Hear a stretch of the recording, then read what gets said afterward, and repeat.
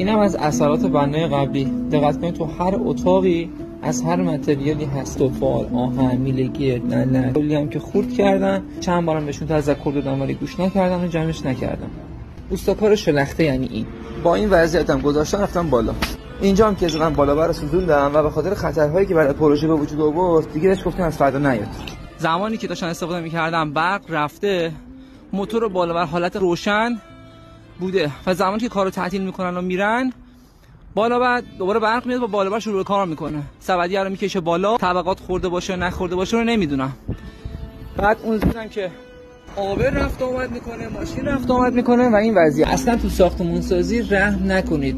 باید کاربلدها بیان تو ساختمون سازی. 2 روز دیگه تو این فضا قرار یه خانواده زندگی کنه. مسئول شما هستیم و بعد ناظرهای شما. کسی دیگه بنا و گچکارانه توجه نمیکنه. اینکه آشنا بگه آقا این بیکاره، این مشکل مالی داره، این فلان. کسی که بیکاره مطمئنا کارش بده که بیکاره. بره کار یاد بگیره بعد بیا سر ساختمون سازی.